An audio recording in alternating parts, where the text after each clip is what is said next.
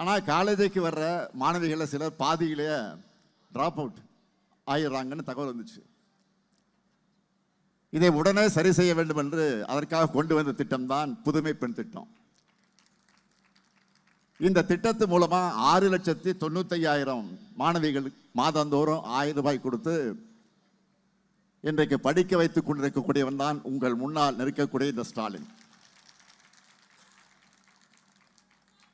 இந்த மாணவிகளுடைய படிப்பை கண்டினியூ பண்றதுக்கு பெரிய துணையா இருந்துச்சு. இதை பார்த்ததும் மாணவர்களும் இப்படி ஒரு திட்டம் எங்களுக்கு கிடையாதான்னு கேட்டாங்க, உரிமையாக கேட்டாங்க. அப்படி மாணவர்களுக்கு உருவாக்கப்பட்ட திட்டம் தான் தமிழ் புதல்வன். திராவிட மாடல் 2வில் இதையும் 1500 ரூபாயாக உயர்த்தி வழங்க போறோம். அடுத்து நான் முதல்வன் திட்டம். நம்ம மாணவர்கள் படித்து முடித்த பிறகும் வேலை இல்லாமல் இருப்பதற்குரிய சூழ்நிலையை அடைகிறாங்க. காரணத்தை ஆராய சொன்னேன். நம்ம மாணவர்களுக்கு படிப்போடு சேர்த்து ஸ்கில் டெவலப்மெண்ட் பயிற்சிகளையும் வழங்கணும்னு சொன்னாங்க. அதுக்காக சிந்திச்சு உருவாக்கப்பட்ட திட்டம் தான் நான் முதல்வன் திட்டம்.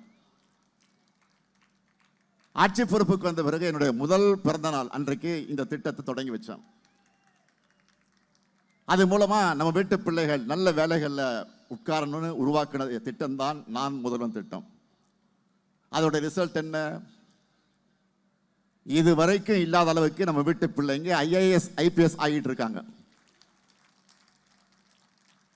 அடுத்து தோழி விடுதி.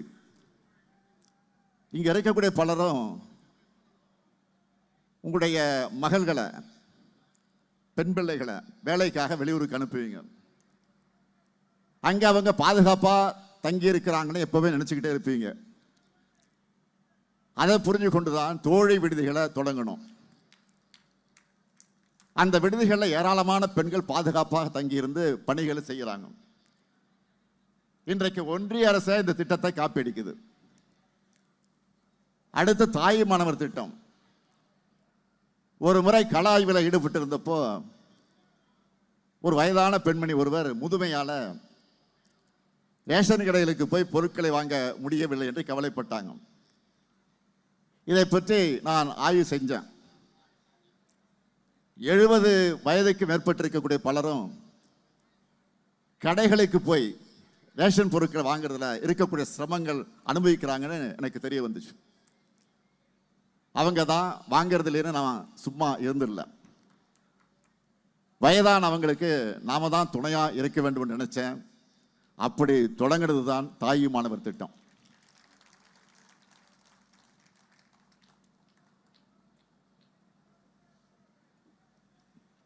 இந்த திட்டத்தில் குடும்ப அட்டை வச்சிருக்கக்கூடிய சுமார் 15 லட்சம் பேரோட வீடுகளுக்கு தேடி அவங்க வீட்டுக்கே போய் அரிசி பருப்பு உள்ளிட்ட பொருட்களை கொடுத்துட்டு இருக்கோம். அவங்களும் மனசார வாழ்த்திக்கிட்டு இருக்கிறாங்க. ஆனா இத்தனையும் செஞ்சிட்டு இருக்கக்கூடிய இந்த ஸ்டாலின் கொரோனாவில் போயிருக்கணும் பழனிசாமி வன்மத்தோடு பேசிட்டு இருக்கிறார். பழனிசாமி அவர்களே, இந்த ஸ்டாலின் இருந்து என்னோட மக்களுக்கு இன்னும் ஏராளமான திட்டங்களை செய்யத்தான் போறேன். அதை நீங்க பார்க்கத்தான் போறீங்க. தமிழ்நாட்டை இன்றைக்கு இந்தியாவிலேயே டபுள் டிஜிட் வளர்ச்சி பெற்ற மாநிலமா நம்ம திராவிட மாடல் உயர்த்தி இருக்கு. இந்த அடித்தளத்திலிருந்து திராவிட மாடல் 2.0 ஆட்சியில் புதிய உயரங்களுக்கான பயணத்தை தொடங்க போறோம். அதற்கான திட்டம் தான் சூப்பர் ஸ்டார் வந்திருக்கிறார். சூப்பர் ஸ்டார் சூப்பர் ஸ்டார் யாருன்னு கேட்டா சின்ன குழந்தைகள் கூட சொல்லணும். இது தேர்தல் அறிக்கை, நம்மோட தேர்தல் அறிக்கை. அதில் என்ன ஹைலைட்? இங்க இருக்கக்கூடிய மகளிரை கேட்கிற, உங்க அண்ணன் இந்த ஸ்டாலின் கொடுக்க போற கூப்பன் எவ்வளவு?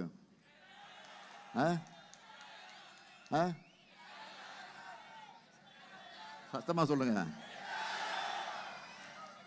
மகளிர்லாம் இப்பவே வீட்டுக்கு என்ன பொருள் வாங்கலான்னு டிஸ்கஸ் பண்ண ஆரம்பிச்சிட்டாங்க. இந்த திட்டத்தில் எவ்வளவு தொகையோட கூப்பன் கொடுக்க போறோம்? 8000. இந்த கூப்பனை வச்சு உங்களுக்கு தேவைப்படுகிற வீட்டு உபயோகப் பொருளை புதுசாக வாங்கிக்கலாம், இல்லைன்னா பழைய பொருளை எக்ஸ்சேஞ்ச் பண்ணி புது பொருளை வாங்கிக்கலாம். உங்களுக்கு பிடிச்ச கடையில் உங்களுக்கு பிடிச்ச பிராண்டை வாங்கிக்கலாம். வீட்டுக்காரெல்லாம் கேட்காதீங்க.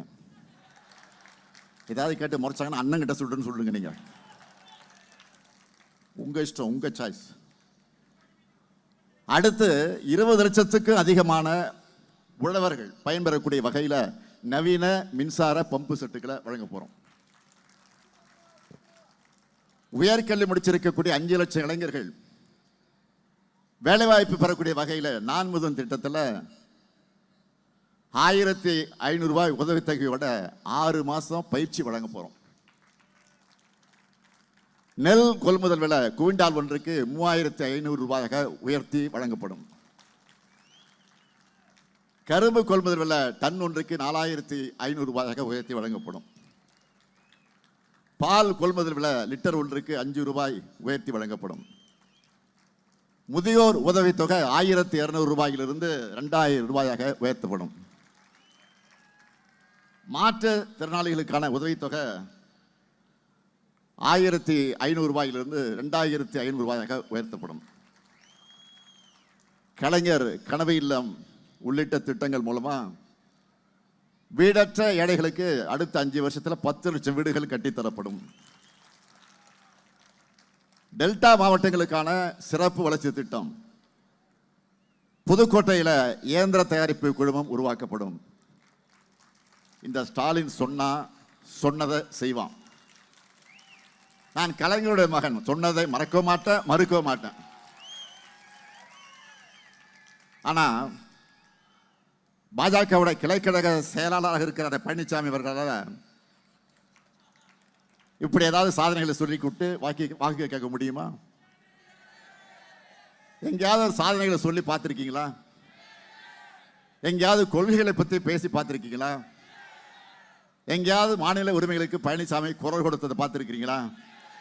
நிச்சயம் பார்த்துருக்க மாட்டீங்க. ஏன்னா பாதம் தாங்கி பழனிசாமி கிட்ட கொள்கைகளும் இல்லை, சாதனைகளும் இல்லை. அதனால்தான் சாக்கடைக்கு சமமான சொற்களையும் அவதூறுகளை பேசி அவர் ஒரு தரமற்றவர் நிரூபிச்சிட்டு இருக்கிறார்.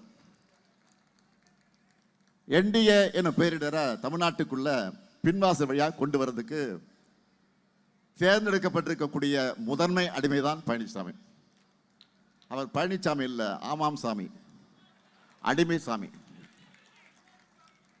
அதிமுக எந்த கூட்டணியில அடிமை சாசனம் எழுதி கொடுத்து சேர்ந்திருக்கு? அன்னை தமிழுக்கும் தமிழத்துக்கும் தமிழ்நாட்டுக்கும் துரோகம் செய்கிற என்டிஏ கூட்டணியில் சேர்ந்திருக்கு. அந்த கூட்டணி டெல்லியில் வச்சு முடிவு செய்யப்பட்ட கூட்டணி எல்லாருக்கும் தெரியும். ஊழல்வாதிகளும் தேர்ந்த துரோகிகளும் காவி கும்பலை தோல்ல சுமந்துக்கிட்டு வராங்க. நேற்றுக்கு கூட பாஜகவில் இருக்கிற ஒன்றிய இணையமைச்சர் ராம்தாஸ் அத்வாலே அவர்கள் என்ன சொல்லி இருக்கிறாரு? தமிழ்நாட்டில் என்டிஏ கூட்டணி ஆட்சியை அமைப்போன்னு பேசியிருக்கிறார். அடிமை சாமியான பழனிசாமி இதுக்கு ஏதாவது பதில் சொன்னாரா? என்ன சொல்வார்? ஒன்றும் சொல்ல. தமிழ்நாட்டுக்கு வரக்கூடிய பாஜக அமைச்சர்கள்லாம் என்னவெல்லாம் பேசிட்டு போறாங்கன்னு பத்திரிகையில் வருது, டிவியில் வருது, செய்திகள்லாம் பார்க்குறீங்க. அதில் அமைச்சராக இருக்கக்கூடிய பியூஷ் கோயல், அமைச்சராக இருக்கக்கூடிய தர்மேந்திர பிரதான், இங்க வர்றவங்கெல்லாம் இந்தி திணிப்புக்கு ஆதரவா மும்மொழி கொள்கையை செயல்படுத்துவோம்னு பேசிக்கிட்டு இருக்கிறாங்க. இதை எதிர்த்து அடிமைசாமி ஏதாவது குரல் கொடுத்திருக்கிறாரா? ஒன்றிய கல்வி அமைச்சராக இருக்கிற தர்மேந்திர பிரதான் அவர்களோட வேலை என்ன? கல்வியை வளர்க்கிறது இல்ல, கல்வியை காவியமயமாக்கிறார். இந்திய திணிக்க மும்மொழி கொள்கைக்கு ஆதரவா பேசுறாரு, பேசிட்டு போறாரு. இந்தி திணிப்பை ஏற்றுக்கொள்ளவில்லை என்று நம்ம குழந்தைகளோட படிப்பு அதற்கு கொடுக்க வேண்டிய 2000 கோடி ரூபாய் கல்வி நிதியை கொடுக்காம தடுக்கிறது, இதெல்லாம் தான் அவருடைய வேலை. மும்மொழி திட்டத்தை செயல்படுத்துங்க, 2000 கோடியே தரம்னு அமைச்சர் பிரதான் சொன்னார். 2000 கோடி அல்ல, 10,000 கோடியை கொடுத்தாலும் இந்தியை திணிக்க அனுமதிக்க மாட்டேன்.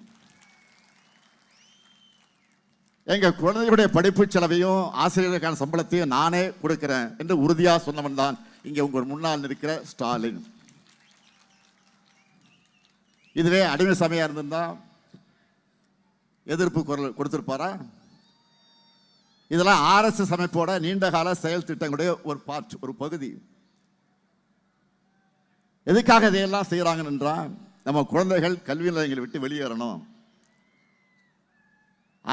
அறிவியல் பூர்வமா சிந்திக்கிறதை நிறுத்தணும், வாட்ஸ்அப்பில் வரக்கூடிய வதந்திகளையும் பிற்போக்குத்தனங்களையும் நம்பணும். அப்பதான் அந்த கால மாதிரியே நாம் முன்னேறி வருவதை வராம முடங்கி கிடப்போம். ஒரு சிலர் மட்டும் வாய்ப்புகளை தட்டி பறிச்சு முன்னேறுவாங்க. இதுதான் அவங்களுடைய திட்டம், அவங்களுடைய எண்ணம். இதுக்கான செயல் திட்டங்களுக்கெல்லாம் ஆமாம் சாமி போடுகிற முரட்டு அடிமையா வாய்ச்சிருக்கக்கூடியவர் தான் இந்த அடிமை சாமி. அடுத்தடுத்த துரோகங்களுக்கு அவங்க வச்சிருக்கக்கூடிய பேர் தான் NDA கூட்டணி. பழனிசாமிக்கு உண்மையிலேயே தமிழ்நாட்டு மேல் அக்கறை இருந்தா தர்மேந்திர பிரதான் தொடங்கி அமித்ஷா மோடி வரைக்கும் மேடையில் உட்கார வச்சு இது தமிழ்நாடு, இங்க பேரறிஞர் அண்ணா வகுத்து கொடுத்தா இருமொழி கொள்கை மட்டும்தான் இருக்கும் அப்படின்னு ஆணித்தரமா பேச முடியுமா அவரால்? ஒரு அடிமையால ஓனரை எதிர்த்து பேச முடியாது. பிரதமர் மோடி அவர்களை பார்த்து தமிழ்நாட்டுக்கு வரும்போதெல்லாம் வணக்கம், நன்றி, அதை மட்டும் சொல்லி தமிழ் பேச முடியும்னு வருத்தப்படுறதா சொல்றீங்களே. பிறகு ஏன் தமிழை விட சமஸ்கிருதத்துக்கு 17 மடங்கு அதிகமாக நிதி வழங்குகிறீங்கன்னு கேள்வி கேட்பாரா இந்த அடிமை பழனிசாமி? அமித்ஷா அவர்களை பார்த்து சமஸ்கிருதம் தான் அனைத்துக்கு மூலமொழின்னு நீங்க சொல்றது தவறுன்னு பழனிசாமியில வாதிட முடியுமா? அதுக்கான முதுகெலும்பு பழனிசாமிக்கு இருக்கா? அவரை சும்மா ஒண்ணு ஆமாம் சாமி அடிமை சாமி சொல்லல. எதுக்கெல்லாம் ஆமாம் சாமி போடுறாரு? குடியுரிமை திருத்த சட்டம் அவர் நினைச்சிருந்தா அவங்க எம்பிக்கள் ஆதரிக்காம தடுத்திருக்க முடியும். ஆனால் ஆமாம் சாமி போட்டு இஸ்லாமியர்களுக்கு துரோகம் செஞ்சார். அதே போல வக்ஃப் போர்டு திருத்தம், அந்த திருத்த சட்டத்தை ஆதரிச்சு சிறுபான்மையினருக்கு துரோகம் செஞ்சார் அடிமைசாமி. அடுத்து கிறிஸ்தவர்களுக்கு எதிராக FCRA சட்டம் கொண்டு வர போறாங்க. கூட்டணியில் இருக்கிற பழனிசாமி தேர்தலுக்காவது அதை எதிர்த்து பேசி இருக்கிறாரா? அடுத்து நீட் தேர்வை பற்றி பேசுறார். நீட் தீர்மானத்தை ஒன்றிய அரசு தான் நிறுத்தி வச்சிருக்குன்னு எல்லாருக்கும் நினைச்சுக்கிட்டு இருந்தோம். ஆனா அதை ஒன்றிய அரசு திருப்பி அனுப்புனதையே கிட்டத்தட்ட 2 வருஷமா மறைச்சு வச்சவர் தான் பழனிசாமி. அந்த மாதிரி துரோகம்லாம் யாரும் பண்ணல. உடனே அங்க என்ன பண்ணணும்னு கேட்பார். நான் ஏற்கனவே பல முறை சொல்லி இருக்கிறேன், நீட் தேர்வு ஒழிக்கப்பட வேண்டும் என்பது எங்களுடைய நிலைப்பாடு. ஒன்றியத்தில் இந்தியா கூட்டணி ஆட்சி அமைஞ்சிருந்தா நீட் தேர்வு தமிழ்நாட்டில் இருந்திருக்காது. அதுக்கான உறுதியை பிரதமர் வேட்பாளராக இருந்த அருமை சகோதரர் ராகுல் காந்தி அவர்களே பேசியிருக்கிறார், பல கூட்டங்களில் பேசியிருக்கிறார். ஆனால் கூட்டணிக்கு சொல்ல தயவோட ஆட்சி அமைக்கிற பிரதமர் மோடி அவர்களை பார்த்து தமிழ்நாட்டுக்கு நீட் விலக்கு தாங்கன்னு அடிமை சாமியால் கேட்க முடியுமா? நீட் தேர்விலிருந்து விலக்கு பெற சட்டபூர்வமாக நாங்கள் போராடிக்கிட்டு தான் இருக்கிறோம். கொள்கையை வெற்று பிழைக்கிற அடிமைசாமி கூட்டத்திற்கு சுயமரியாதை உணர்வும் இருக்காது, மாநில உரிமைகளும் புரியாது. இப்போ கூட நாடு முழுக்க மக்கள் என்ன சொல்றாங்க? மோடிஜி வேர் இஸ் எல்பிஜி கேட்டுக்கிட்டு இருக்காங்க. மோடிஜி வேர் இஸ் எல்பிஜி அப்படி கேட்டுக்கிட்டு இருக்காங்க. பல ஓட்டர்களை இழுத்து மூடிட்டாங்க, பல ஓட்டர்களை மெனுவை குறைச்சிட்டாங்க, பல ஓட்டர்களை விலையை ஏற்றிட்டாங்க. இதனால உணவுக்காக ஓட்டர்கள் நம்பி இருக்கக்கூடியவங்க பெரிதும் பாதிக்கப்பட்டிருக்கிறாங்க. இதையெல்லாம் முழுவீச்சில் சரி செய்ய முயற்சிக்காம சிலிண்டர் விலைய 200 ரூபாய் உயர்த்திருக்கிறாங்க. அதுவும் சரியா வழங்கப்படுறதில்லை. இதையெல்லாம் பார்த்து பழனிசாமி குரல் கொடுத்திருக்கிறாரா? அதனால தான் அவரை அடிமை சாமின்னு சொல்றோம். பழனிசாமி அவர்களை துரோகத்தில் டாக்டரேட் பட்டம் வாங்குற அளவுக்கு எல்லாருக்கும் இவ்வளவு துரோகம் செஞ்சுட்டு வாய்க்கு சம பொய்ய பேசிட்டு இருக்கீங்களே. தமிழ்நாட்டு மக்கள் நல்லா புரிஞ்சுக்கணும். தமிழுக்கும் தமிழினத்துக்கும் தமிழ்நாட்டுக்கும் துரோகம் செய்வது பாஜகவுடைய வழக்கம். அதுக்கு துணை போறதுதான் அதிமுகவுடைய பழக்கம். இவங்களோட அத்தனை துரோகங்களை கடந்துதான் நம்ம திட்டங்களை எல்லாம் செயல்படுத்திக்கிட்டு இருக்கிறோம். உரிமை தொகை தடையில்லாமல் கிடைக்க வேண்டும் என்று சொன்னால் விடியல் பயணம் தொடரணும்னா காலை உணவு திட்டம், புதுமை பெண், தமிழ் புதல்வன், நான் முதல்வன், மக்களை தேடி மருத்துவம் உள்ளிட்ட திட்டங்கள் நிறுத்தப்படாமல் தொடரணும்னா திராவிட மாடல் ஆட்சிதான் மீண்டும் அமையணும். அதுக்கு திருமயம் தொகுதியில் ரகுபதி அவர்களுக்கும், ஆலங்குடி தொகுதியில் மையநாதன் அவர்களுக்கும்